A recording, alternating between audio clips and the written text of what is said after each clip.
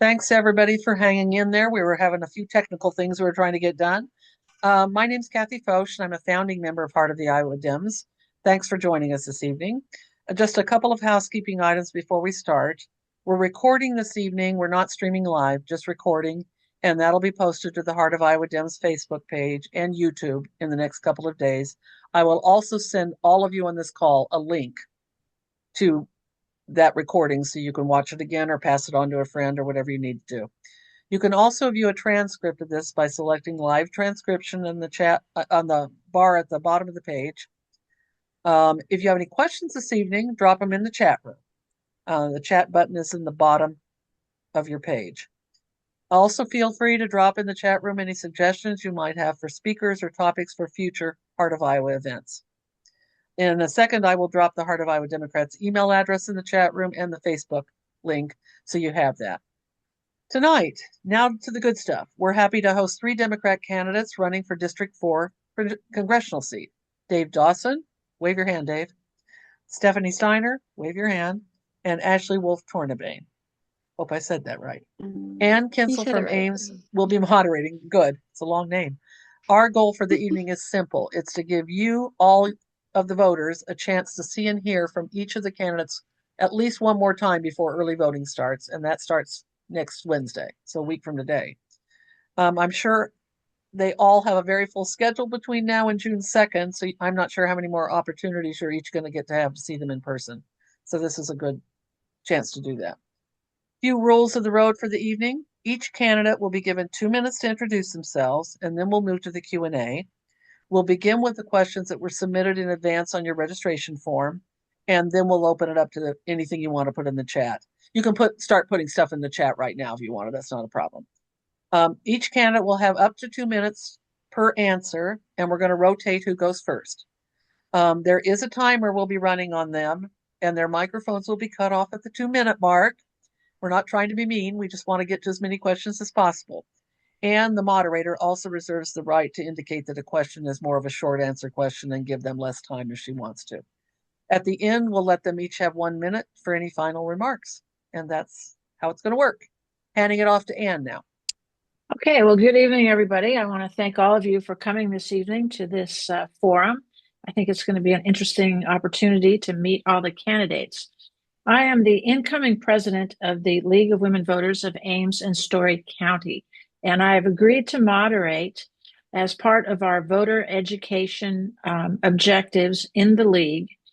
And we make ourselves available for any group to come to us and ask for our expertise in the area of voter education.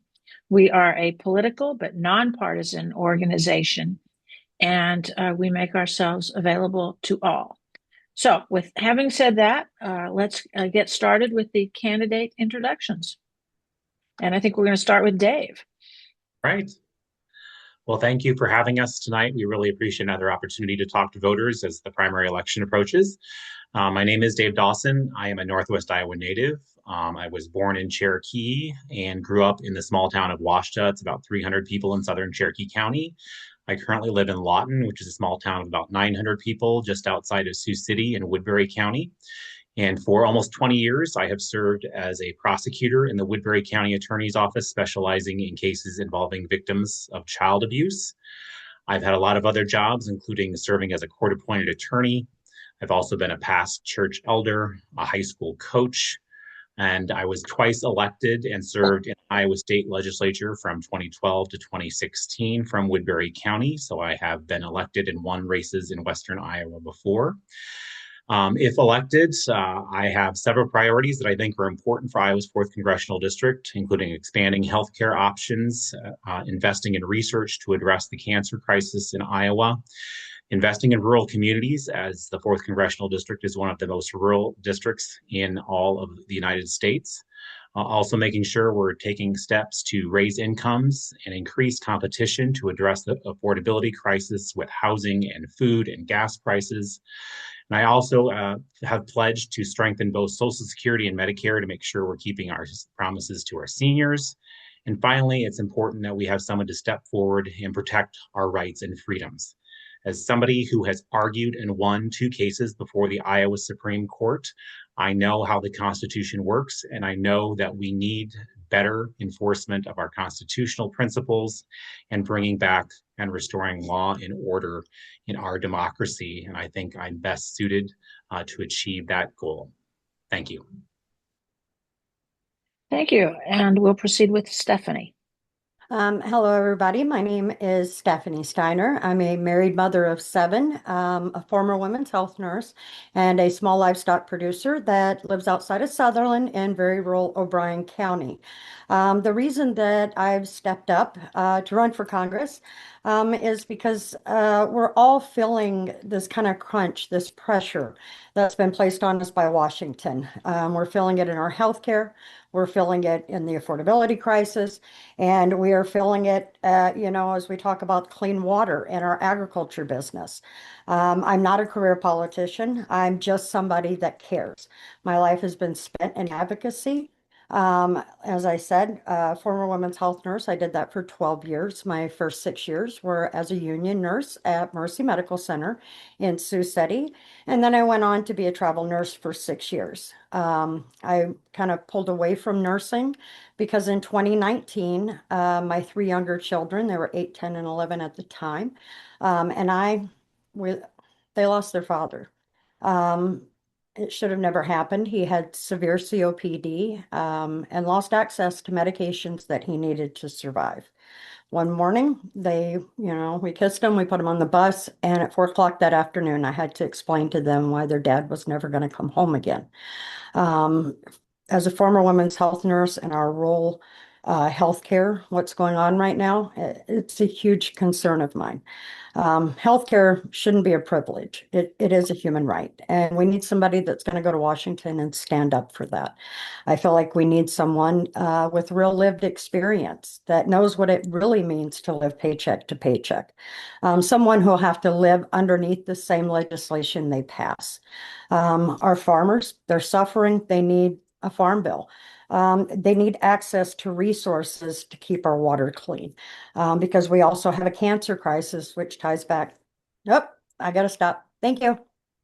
Thank you, Stephanie. Ashley, we'll move on to you. Hi, everybody. I'm Ashley WolfTornabane. I'm from Storm Lake. I grew up here and I'm raising my family here. And I'm currently a stay-at-home mom thanks to very careful budgeting. But before that, I was an instructional assistant with our public school district. So public education has always been important to me. And now I understand it a little better from the inside. And before that, I was the director of Christian education at my church. It's always important for me to let people know I do believe in the separation of church and state and that public dollars belong only in public schools. And I've cared about politics since I was a very young age. And what I've seen from watching and reading politics all these years is that for those politicians who do seem to care about the poor, they seem to be keeping the poor just barely afloat rather than addressing the root causes of poverty. And here in the Fourth, where we've had Republican representatives my whole life, what I've seen is what we've all seen, I think, is them favoring corporations over hardworking Iowans and giving voice and power to the billionaires and special interests instead of giving voice and power to the everyday people they're supposed to be representing in Washington. And that has to change. So last year, when Ryan Melton unfortunately had to suspend his campaign, it was really important to me that we continue the momentum that he and J.D. Scholten before him worked so hard to create here in the 4th District. So I felt that someone with similar progressive values and with lots of energy should come out. And so I launched my campaign on July 4th. And I started a listening tour because I wanted to hear what was most important to the voters before I start telling people what my priorities were. And I heard everything that you can possibly imagine. Things need addressed, but we can't just put things back to where they were before Trump came into office, or else we will get another Donald Trump. So we have to have real change. And I would like to help with that. All right. Well, thank you for those excellent introductions. I think we're going to have a good event this evening. Now, we did receive a lot of questions that came with the registration, and I will go through most of those, picking those that are really germane to more national issues than those that are entirely Iowa specific or would be more appropriate for an Iowa House or Senate race. And if we get through those, we'll get to your questions in the chat. So we'll start with Dave. And here's the question. Should the U.S. Congress pass a war powers resolution to cut off funding for the war with Iran? Yes, the Congress should immediately act to stop the illegal, unconstitutional war that's going on in the Middle East. I joined the Democratic Party in 2004 in response to the first fiasco when George W. Bush invaded Iraq. But at least he had congressional authorization to do so. Donald Trump has never gone to Congress to try and get congressional authorization to any of his Middle East acts. And we've beyond the 60-day timeline that even the War Powers Act says that emergency powers can be used by the president. So we have gone way too far into this conflict without addressing the real problems in our country. Right now, as a result of this conflict, gas prices are spiking up over $1 in the last 2 months. We were paying around $2.35 per gallon back in February. I've been traveling around the district. I've been to a lot of gas stations across all 36 counties. And right now, in the middle of planting season, farmers are struggling as a direct result of the oil prices, gas prices, and fertilizer prices spiking. And we need Congress to step up and stand up to the president and say, this is wrong, it's hurting Americans, and we need to change course. Thank you. And we'll move on to Stephanie. Do you need me to repeat the question? No, I'll have to agree with Dave there. Yes, we should, Congress needs to act and stop Trump's illegal war in Iran. Again, a lot of the things Dave mentioned, it is affecting people right here at home. Our gas prices are directly linked to the increase in prices of everything else that we need. You know, and it's not just Iran. Trump has acted in a military way in Venezuela. He did this where he continues to bomb fishermen out in the Caribbean, and our Congress just they rubber stamp whatever he does. And that's the real problem. Congress is supposed to be the voice of the people. The majority of the people in the United States don't want any of this, but Congress, they just don't care. And those that do are not enough of them to be able to pass this war resolution. And I will say this, when I talk about Congress, it's not just the GOP. There are members of the Democrat side that are essentially allowing this, along with all the money that gets sent to Israel, who continues to commit a genocide in the Middle East. These are all things that the United States should not be having any part of. You know, I'm ashamed. I'm ashamed because of how the United States is viewed because of all of this illegal action. So yeah, Congress needs to step up, and those that don't want to, they should step down on both sides of the aisle. Thank you. Ashley WolfTornabane, please. Yes, we should pass a war powers resolution to end this unnecessary, illegal war as soon as possible. Not only are the gas prices high and going to get higher, and it's going to spread throughout our economy, just like we saw it when Russia invaded Ukraine, but also, more importantly, we've lost service members. And one death is too many for a war that is not justified. You know, occasionally war is justified, like World War II, but this is not one of those cases. There was not an imminent threat of nuclear, despite what Trump and all of the Republican messaging systems are saying. And it's just cruelty. We need to stop this president, period. And it does bear mentioning, in case this doesn't come up, that I'm committed to impeaching on day one, largely because of the Iran war. That when he made that post about ending an entire civilization, and I mean, that wasn't the first time, but from then on, you know, threatening war crimes, and we've already committed war crimes under his leadership. And for instance, cutting off fuel to Cuba, which caused deaths of civilians. Because of these things, I have to impeach on day one. I feel that it is uh, my obligation to try my best to stop this. If Senate decides to acquit, then that's their choice, but we have to put the pressure on by an actual impeachment. Thank you. Question number 2. What is an issue that you believe you could partner with across the aisle? Stephanie, we'll start with you. Well, I seen something this first popped up. Let's talk about clean water and the cancer rates. We have a lot of people here in the 4th District, and they are Republican. We have a lot of independents. We have a lot of farmers. And it's important that whoever goes to Washington from this election can partner across the aisle and get a good farm bill passed for our farmers and get EPA and pollution regulations passed that have teeth in them that ensure, that our water quality improves, that we can get research and funding to the 4th District and to the state to figure out ways to mitigate these really high cancer rates that we have. I think clean water and good health are two things that everybody, regardless of political affiliation, wants in their life. So I think that that's something that I could readily reach across the aisle and work with, Republicans and do things to get our water here in the 4th District and across the state of Iowa cleaned up. Thank you. Ashley.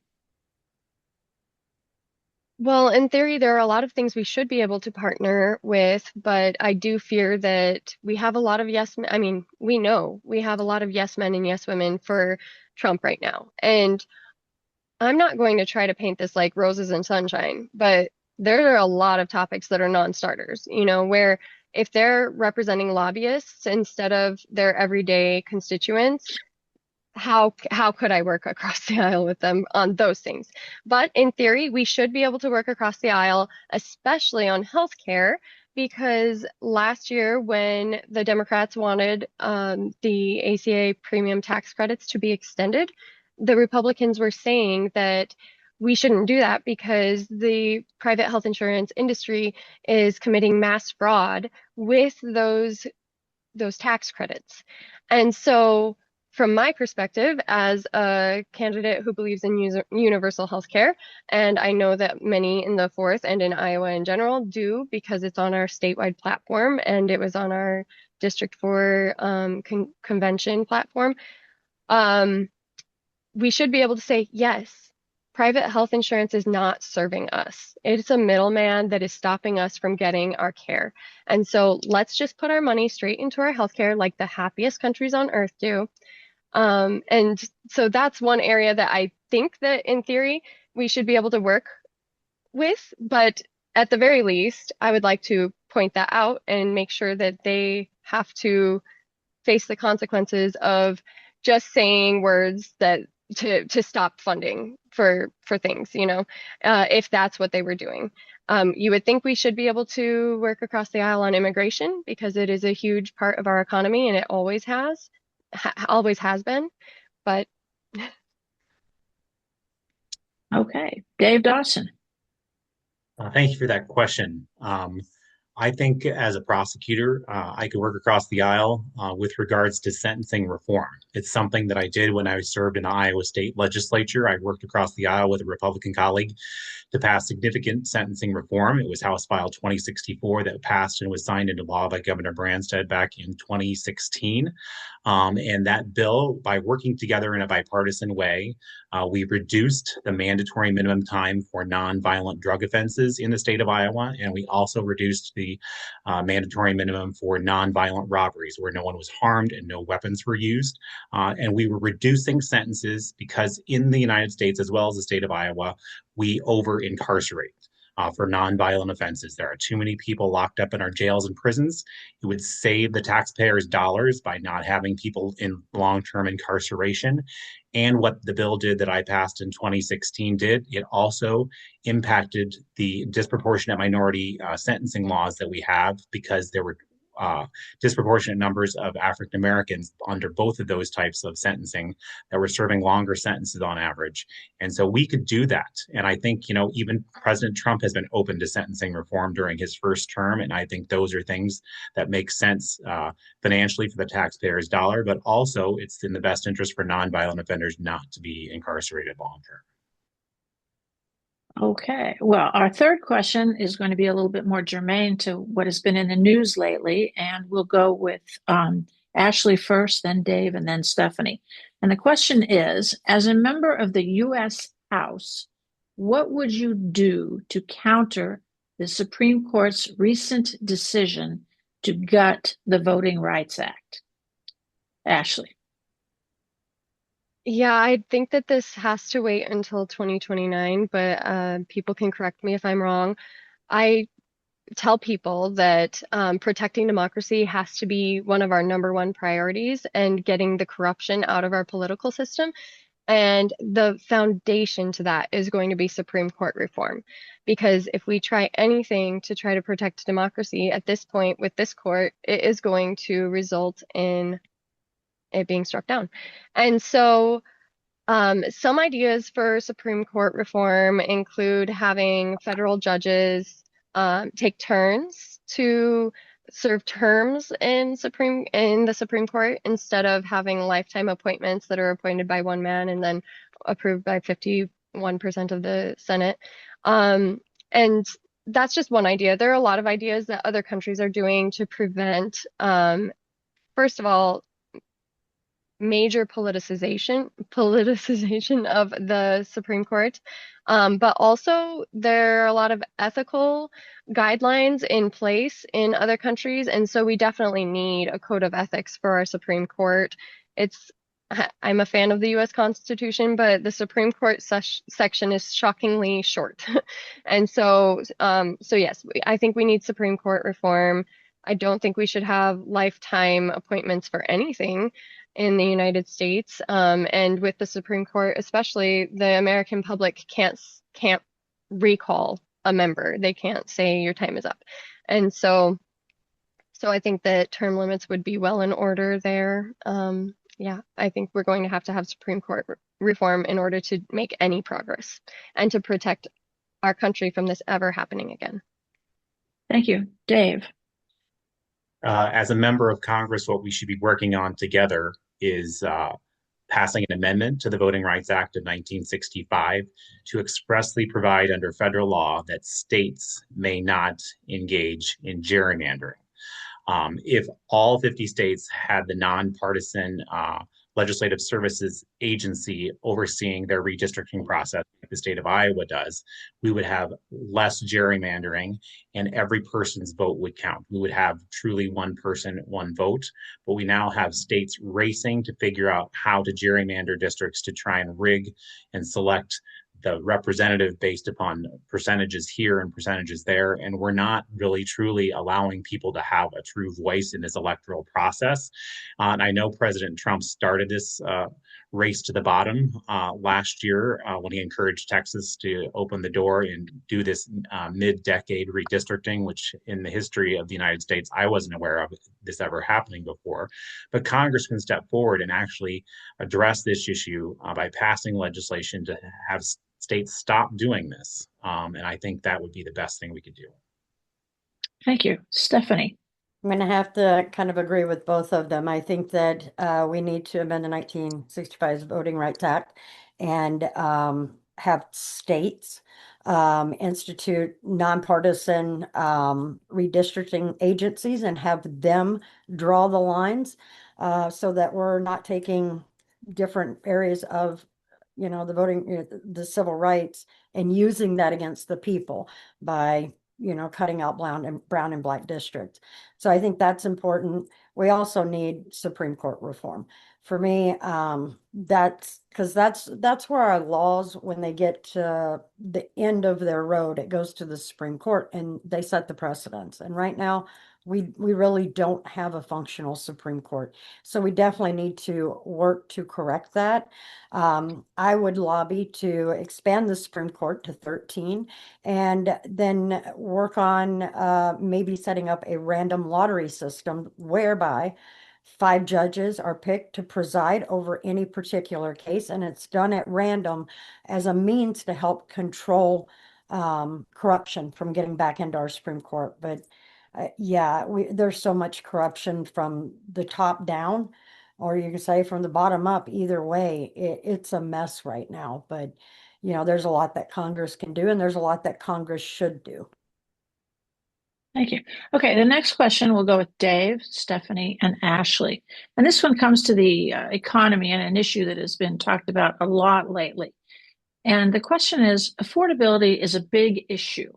Other than repealing tariffs, what should the federal government do to lower prices?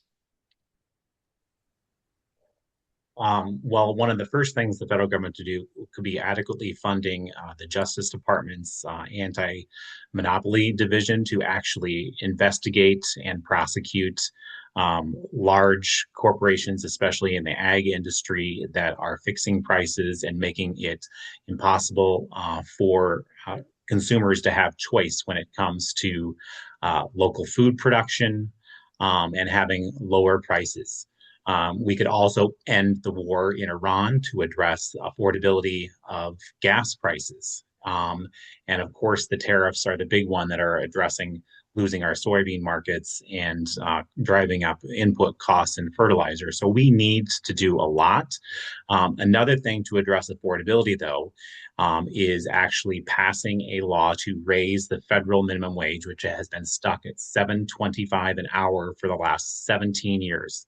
It's the longest time in American history that the minimum wage law has not been increased. And why would young people who are struggling to make ends meet and might not be able to afford to go off to higher education, why would they stay in Iowa when they can travel across the river into Nebraska and make $15 an hour? I introduced a bill to raise the minimum wage back in 2014 up to $12. So it's way past time to be above 15. We need to get closer to a living wage in this country to make sure that we have a federal floor. While states at other times can go higher if they wish, we should have an even level playing field at the federal level that raises minimum wage so people can live and work with dignity and not be in poverty when they're working full time. Thank you. Stephanie. Yeah, I think we need to raise the minimum wage to a living wage. And what that's going to be is going to vary based on what state you live in, because minimum wage to survive in California is not going to be the same as the minimum wage here in Iowa. So that needs to be addressed. We need to break up these large companies, start enforcing the anti-monopoly laws. I would also support expanded early childhood education and childcare. By doing those kinds of things, parents get to keep more money in their pocket because they're not paying those daycare costs. So that's another way that we can address that. I also think we need to institute a wealth tax. A lot of these people in these major corporations are making billions upon billions of dollars, and they're doing it on the back of hardworking everyday Americans. If they took in less profits and instead paid their workers a living wage, we probably wouldn't have a lot of the issues going on that we have right now. So I think we need to repeal a lot of these tax breaks that these companies and these people get. I think we need to institute a wealth tax. I know Bernie Sanders has, had one proposal, I think of 3.5%. I think Elizabeth Warren had another one at 5%. But these are all ways, if they pay their fair share, then hardworking everyday Americans, we could probably lower the taxes that they have to pay. Once again, meaning they get to keep more of that money in their own pocket. So I think there's a lot that we can be doing, but it has to come where we're holding, especially that top 1%, but really the top 10% accountable and make sure more of the money stays in everyday people's pockets. Thank you. Ashley. Right. So our affordability crisis has multiple facets, obviously. The illegal war has only made it worse. And it's going to I don't think people are, I mean, people here tonight watching this probably are anticipating how bad it's going to get. I don't think most Americans understand how bad it's going to get because it takes a while to really feel the effects of the oil prices rising like they are. And then we need to enforce the anti-monopoly laws. We need to raise the minimum wage. And Stephanie touched on my idea of an equitable minimum wage, where instead of a flat federal minimum wage, we have a federal minimum wage formula, so that then Iowa has the minimum wage we need and California has the minimum wage they need, and it packs the same punch in both places. And then if we index it to the cost of living, then it will go up when it needs to, but we will not experience that thing that a lot of people fear, where wages go up and costs go up and it goes up and up forever, because 9 states are already indexing their statewide minimum wage to the cost of living, and things have stabilized in those states. So we know we don't have to reinvent the wheel there. We need to make housing more affordable.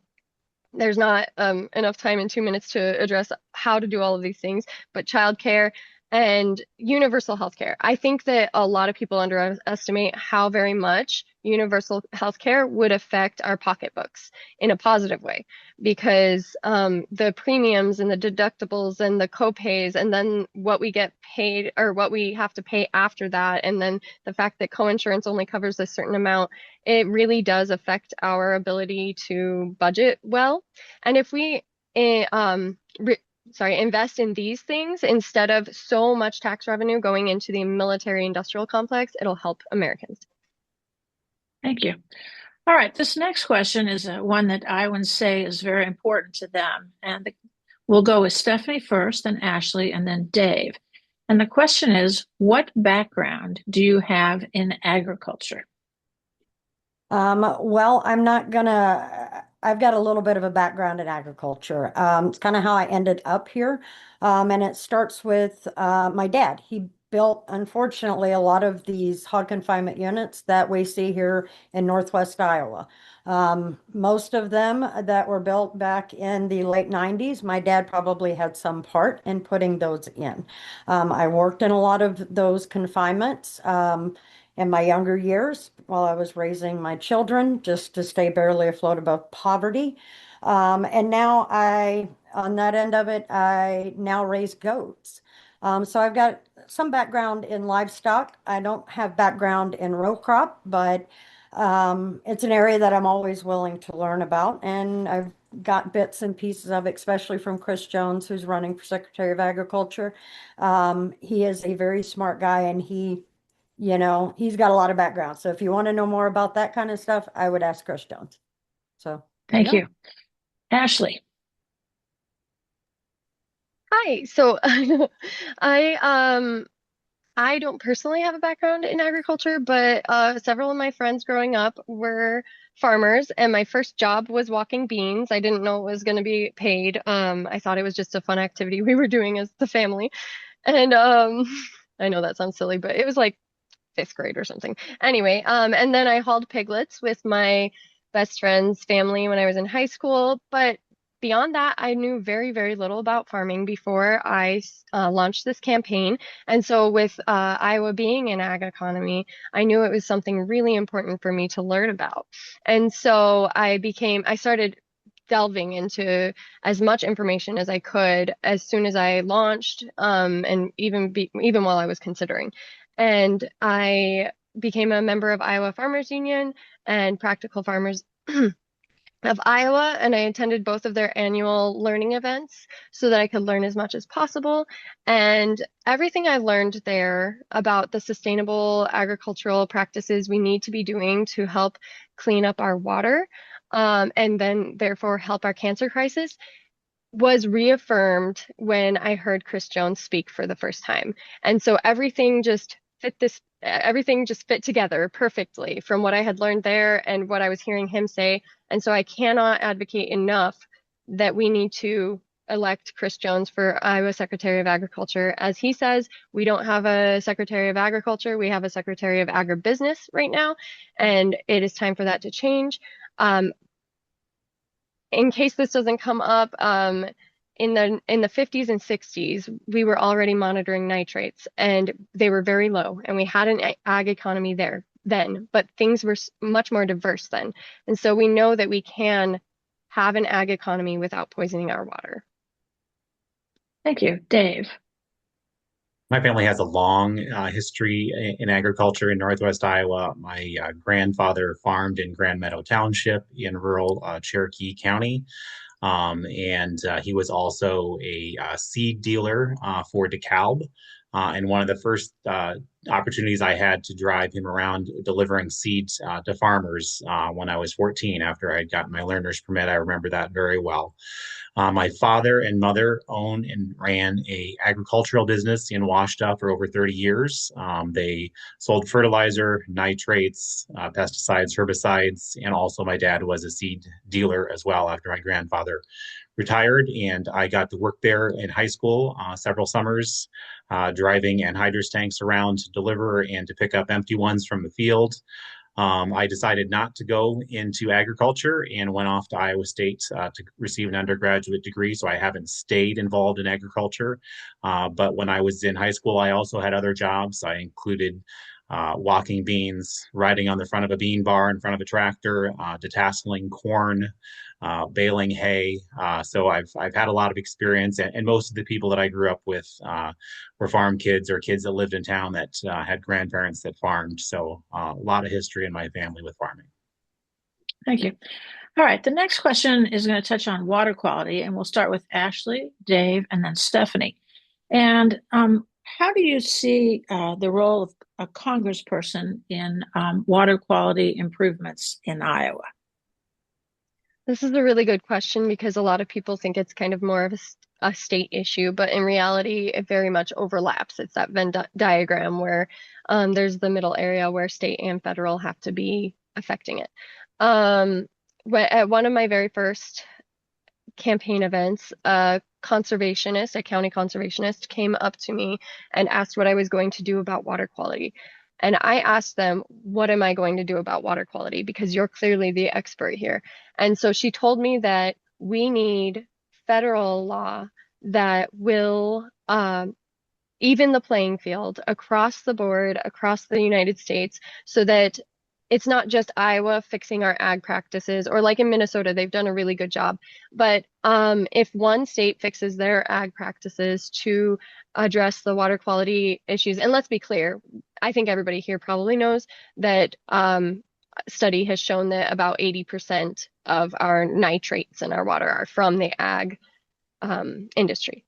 And so we know that we need to address the ag industry. But anyways, if Iowa were to just address its own problems and try to make things more sustainable and better for our soil and our water and wildlife and all of us, we would lose out economically to the neighboring states that are not doing that. And so that's why she said it's really important for us to have federal law. And so I would like to see it in a new form of farm bill, a farm bill that goes back to actually protecting the small and mid-sized family farmers and actually ensuring parity and making sure that we're not subsidizing this system that is really the problem for our water quality issues. Thank you. Dave. As a good elected representative in Congress, what you should be doing are listening to experts in the field and relying on science and research to decide what are the best practices. The Iowa Environmental Council and the Harkin Institute recently released a report with very significant recommendations at the end of March. Those are great recommendations for both state and federal legislators to pass in addressing water quality, whether it comes to buffer strips and other rules in place. But we could also consider reducing the nitrate levels that are lawfully allowed to be in our water system to address also the cancer crisis that we have in our state. My mother is currently going through cancer treatments and has been for over the last year and a half, and I hope she continues to do well. But this is a very personal issue to me, and so we want to have clean water, whether we're a farmer or we live in town or we live in a big city. We need to have clean water, and this is something that must be done by the next Congress by passing a real farm bill, not the ag corporate farm giveaway that the House passed last week. We need to actually focus on giving incentives to small family farms and giving them ways to implement these strategies that are science-based and research supported. Thank you. Stephanie. They kind of touched on some of the big things there, and they're absolutely correct. You know, the research done by the Harkin Institute about the water quality, you know, it is top-notch research, and we should be following that. And we should be using that to implement on a federal level things that are going to reduce the nitrates, reduce the pesticides, reduce the herbicides that are being used. You know, the other thing, and I'll bring it up because I, you know, think it's an important thing, the legalization of marijuana and THC. This would give some of our farmers the ability to have a high value cash crop to replace things like soybean and corn, which the markets aren't very good for. And right now they're losing money on. Plus, it helps for that rotation in the ground and to reduce the nitrates and things like that. But it goes beyond just the cancer. Recently, I've had a couple of opportunities to go to Iowa City and speak with some people that do research in public health. And they told me a lot about how dementia is something that's a concern and linked to our ag industry, as well as autoimmune diseases. So it spans across the health spectrum. And for too long now in Iowa here, it's kind of been ignored because agribusiness rules everything. It goes back to, I think, one of the biggest things that we need to do is enforce anti-monopoly laws. We need to break up a lot of these huge agribusinesses that have taken over our state. One of the first things I heard from the Iowa beef producers when I said, if I go to Washington, do one thing for you, what would it be? What is that one thing? And they said, can you simplify the USDA process to apply for money, for grants? Oh, time's up. There we go. Thank you, Stephanie. Well, hey, I just wanted to say thank you, candidates, for doing such a good job, for respecting our timers. Things are going very well. I hope everybody is impressed with the depth that people are able to provide in 2 minutes. I know I certainly am. This next question, and we'll go with Dave, Stephanie, and then Ashley, has to do with sort of the behavior you would have if you were elected to Congress. And it goes like this. If elected, candidates say they will, quote, show up, close quote, for Iowans. What will be your distinctive way of advocating for Iowa? Dave. Well, I think we all would be better representatives than our current Congressman Feenstra.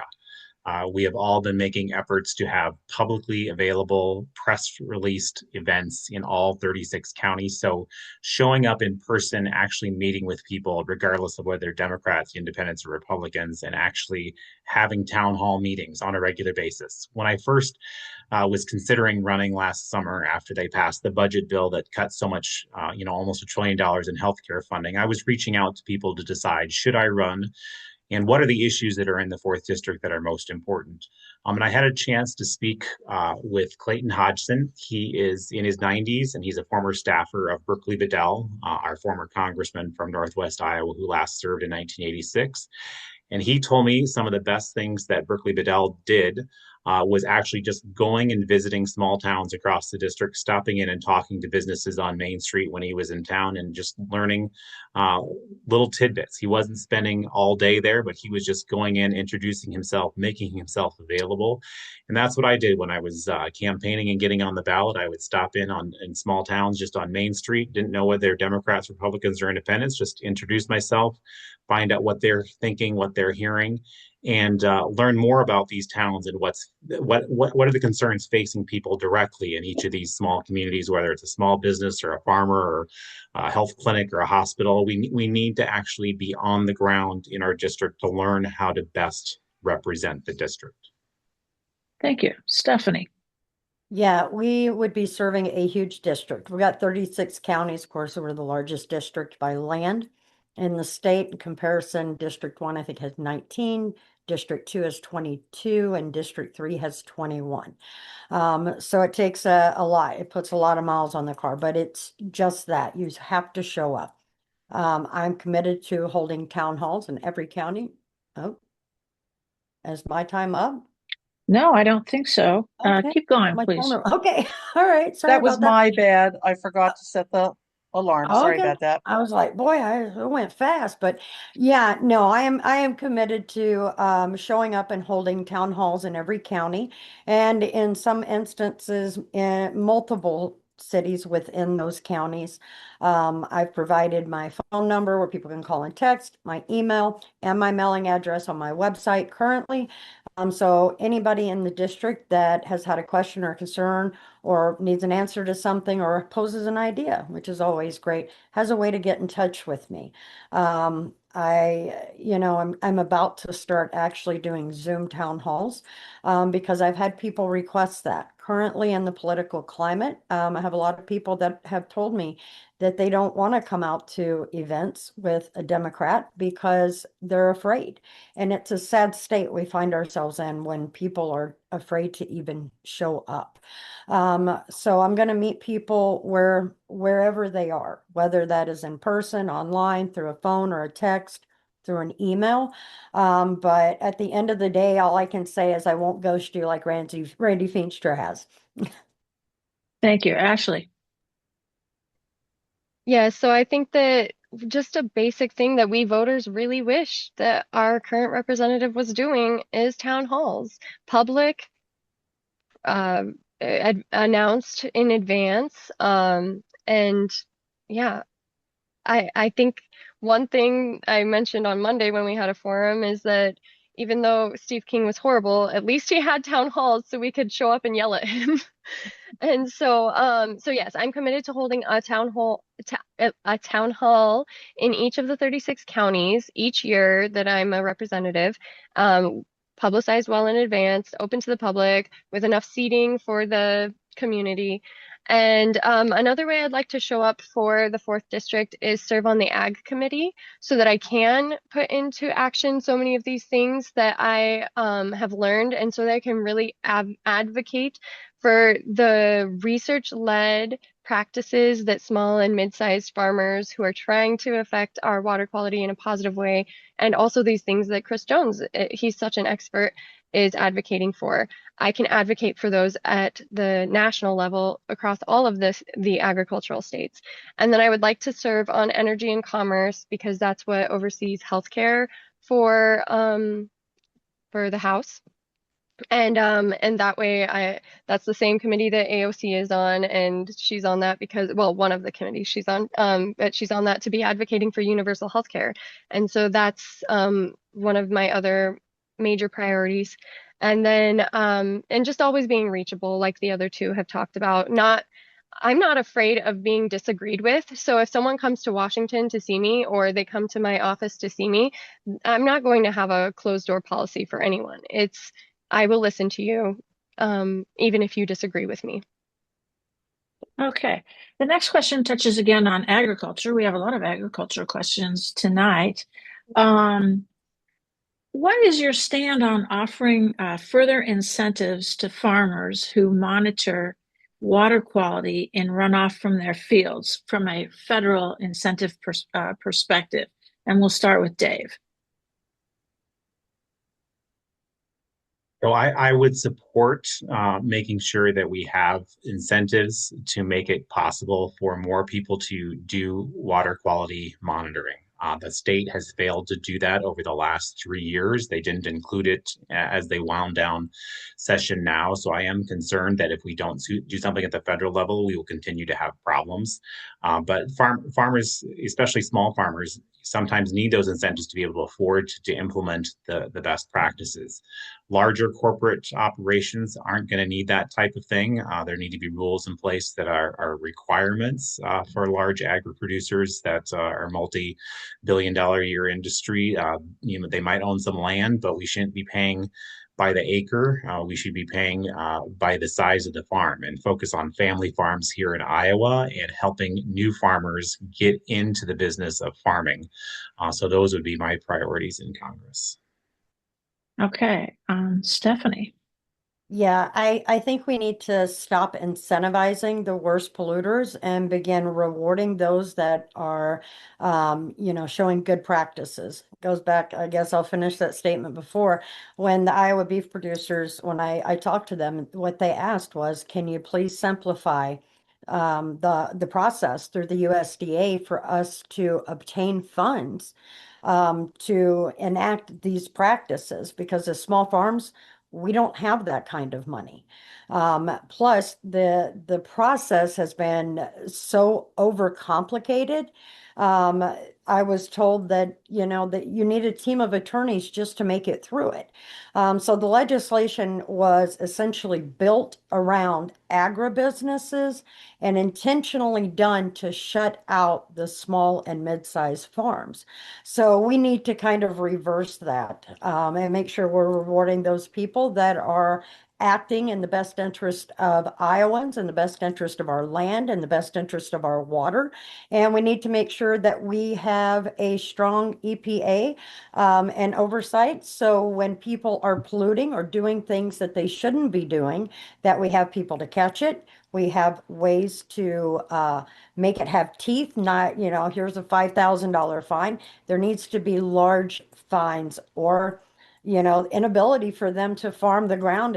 Honestly, if all they're going to do is make life for Iowans really bad, they shouldn't be there. So, Thank you.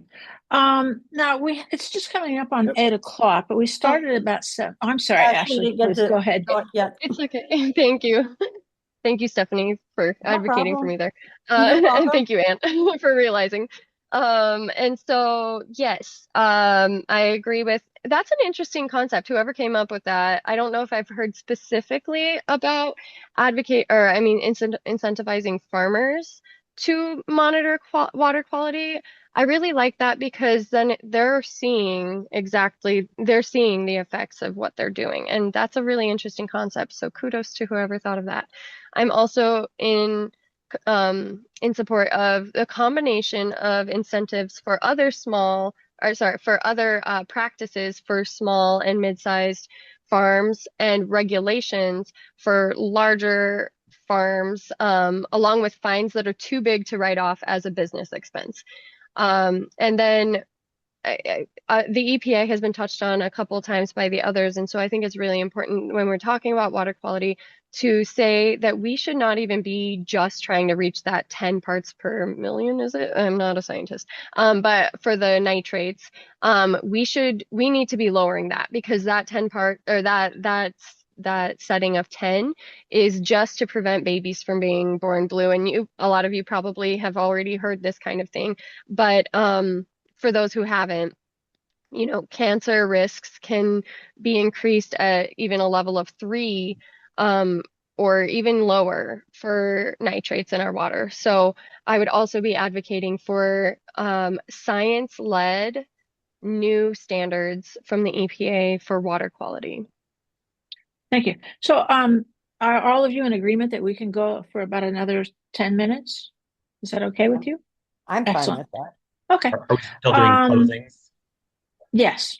Okay. Yes. So, okay, we'll start with Stephanie on this question and then Ashley and then Dave.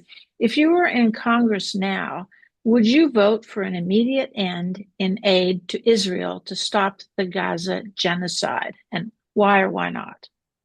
Absolutely. I do not believe that the United States, which is supposed to stand for freedom, should at any point be providing money, weapons, or any kind of support to any country who is actively committing a genocide or to any country that is committing human rights violations. So, absolutely, I do not believe that we should be giving Israel money. I think it needs to be cut off to them. Yeah, no. And that's why I think it's absolutely disgusting what they're doing. And instead of giving them money, we should be, if we're going to invade anybody, let's do that and make them stop killing people. Sorry. Thank you. Ashley. Yes, I would vote for an immediate end of any financial aid, any aid to Israel on the basis that they are committing war crimes, including genocide. and any country as well, like Stephanie said. And this has made it really clear to me that candidates should not be accepting any money from any entity that is lobbying, that where the main purpose is to lobby on behalf of foreign governments. We should be looking out for the best interest of Americans, not other countries. So that's my Thank you. stance on that. Dave, your turn. I do not support giving military aid to any nation that engages in genocide. And with regards to the Palestinian and Israeli situation, the International Criminal Court has indicated that war crimes have been committed by the Israelis. So I am very concerned that we continue to unilaterally support them.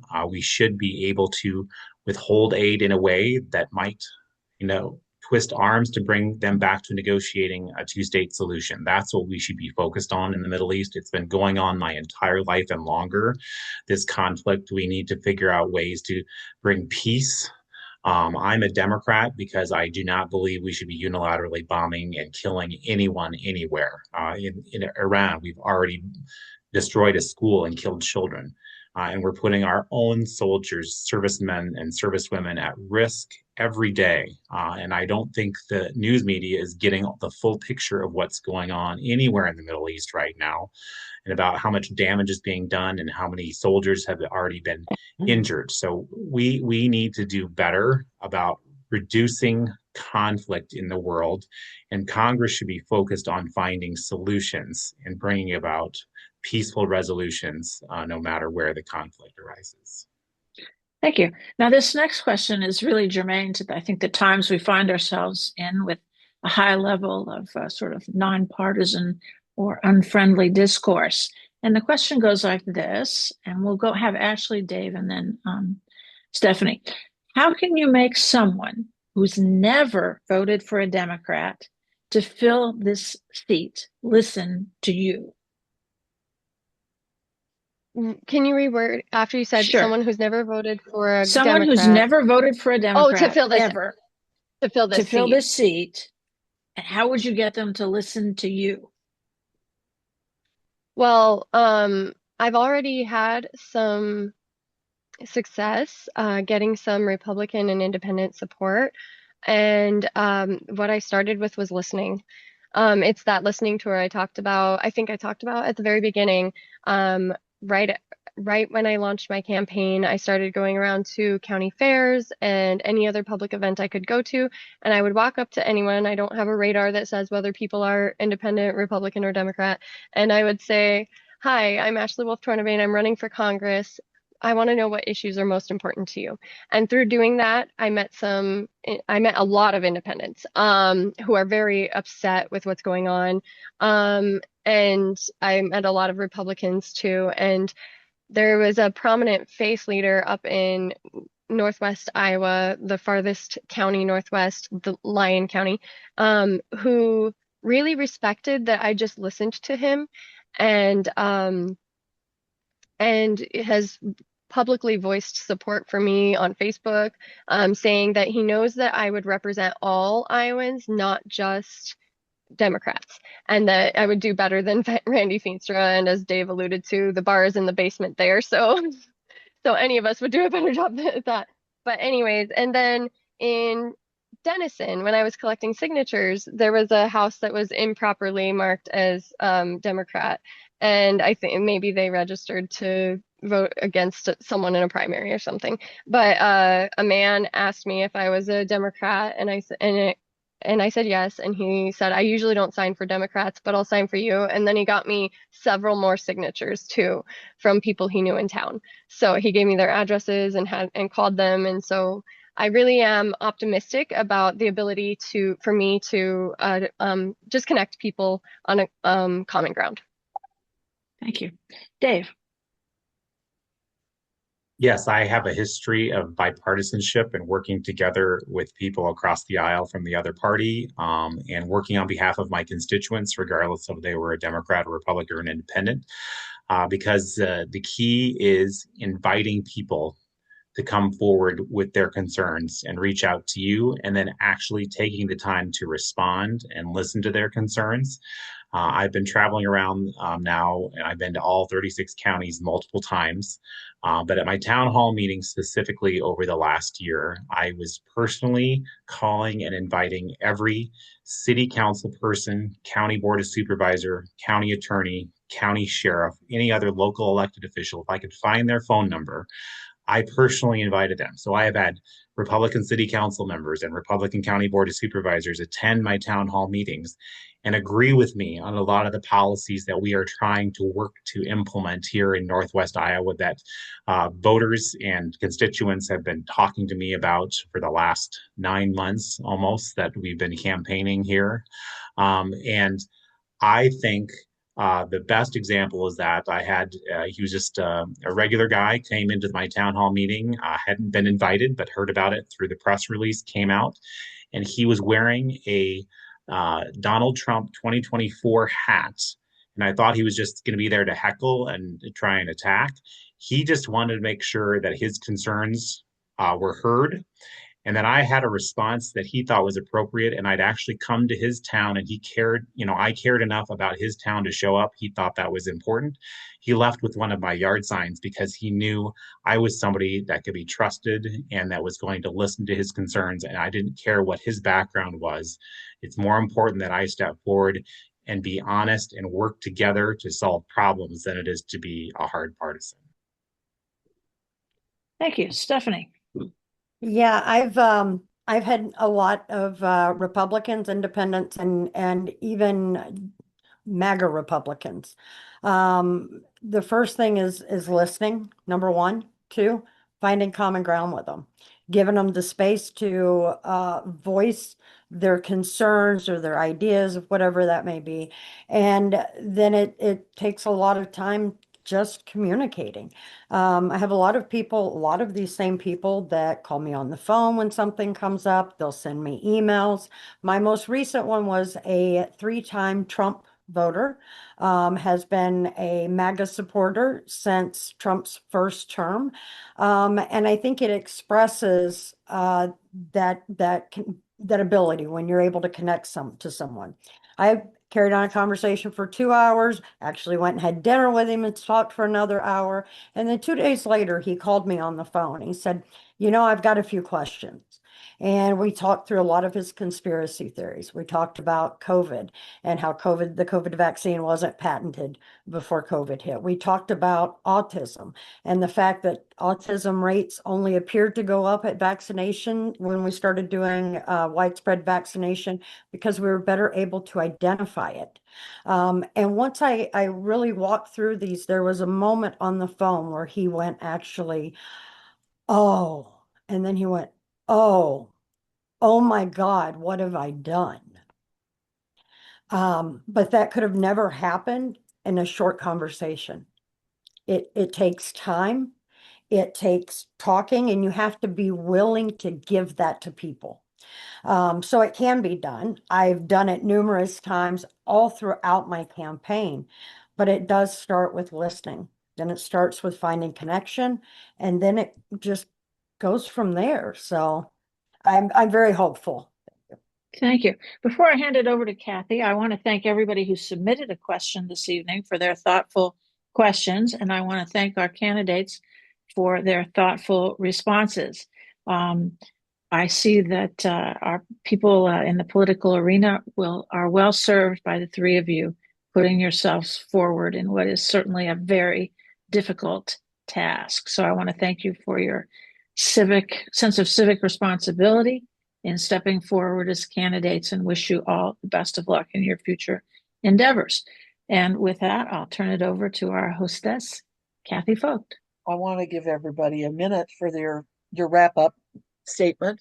And I don't know where we left off on the rotation, Anne. Are we back up at Dave first, or? Yeah, we can start with Dave. Okay. Dave, you all get a minute to wrap up, and then I'm going to say a few things about when to vote, and then we'll be done. Thank you all for this opportunity to speak to you. I really think it's important that people know that First, I have been a public servant, serving as a Woodbury County prosecutor for nearly 20 years, protecting vulnerable children from abuse. And I'm a proud union member and have been for over 20 years with the county of with an AFSCME union membership. I'm the only federal candidate who's under a current collective bargaining agreement fighting for workers' rights. I've been endorsed by the Iowa Federation of Labor in this race because they know I will stand up for working people and strengthening the rights of workers, no matter what their circumstances or their background. I've also been endorsed by over 30 leaders across the state of Iowa, from Marshalltown to Council Bluffs to Fort Dodge to Sioux City. I have been endorsed not only by former Majority Leader Mike Cronstall, but also State Senator Caitlin Dray and former State Representative Schulten. Stephanie. Yeah, well, I just want to say thank you to everybody that attended tonight and gave us the opportunity to speak with you. Because you guys are the reason that, I'm here and why I'm doing this. My campaign is personal for me. My experience in healthcare, I'm watching our rural healthcare, crumble before our eyes. And I care because my family is here. And I want them to have a state and a nation where they can not only just survive, but thrive. For too long now, we've had people in Washington that really just don't care about us. So I think that it's time we have bold leaders who can show up at a moment's notice and be there advocating for everybody in this district. So yeah, I'm ready to do that. I'm ready to go to Washington and fight for you guys. Ashley. Thank you all so much for coming. A lot of names I recognized in the groups, but there were some I didn't. And I would just really like a chance to take Iowan voices to Washington so we can restore the power here to the 4th district and create a happier, healthier Iowa together. And we need to protect our democracy and fight against corruption. We need universal health care, because if everybody can't go to the doctor, we don't have the right to even life, that first inalienable right in the Declaration of Independence. And we need to raise our wages and address so many other things. And I do think that I am having the easiest time reaching through to Republicans and independents. And if you still have questions, please visit my website. Please follow me on Facebook, TikTok, or Instagram, whatever your choice, whatever your favorite is. I have ray gun shirts on my website. This one says healthcare should not cause debt. And you just hit shop. Thank you. Thanks to all of you. Anne said a really good thank you, so I won't add a lot onto that, but I know you guys really have packed schedules, and we really appreciate you sharing your time and input on issues that are important to everybody on this call. I want to give you guys a chance to drop in the chat room anything you want to drop in the chat room, like your website, your Facebook page, whatever you want to do. Also want to thank Anne for joining us tonight. This was a great conversation. She's a terrific moderator. A reminder that I will send a recording of this to all of you guys in this call, and basically anybody that registered. Please feel free to send it to people if you have people that would like to see it that couldn't be here tonight. I'm going to close by encouraging you to donate to your county parties, and also to either via ActBlue or a direct donation, and to the candidates. Do what you can. They will appreciate it. I guarantee it. Early voting begins next Wednesday. So keep that in mind. If you've requested an absentee ballot, that's the first day they'll begin mailing them out. I would urge you, once you get your ballot in the mail, to fill it out and get it right back to the post office. It's a smaller window than you think. Also, you can start going to the auditor's office to vote next Wednesday. You'll need to check your individual auditor's office for the time that they're open. And then, of course, the primary is on June 2nd. Good luck with all your campaigns. I can't vote for you, but I'm watching every single district. It's really important we get Democrats elected everywhere. Good night from all of us, and thanks for keeping this series going. We'll see you soon. Thanks, Let's elect Kathy. some Democrats. Thank you so much. Bye. Thank you. Thank you. Bye, You're welcome. everybody.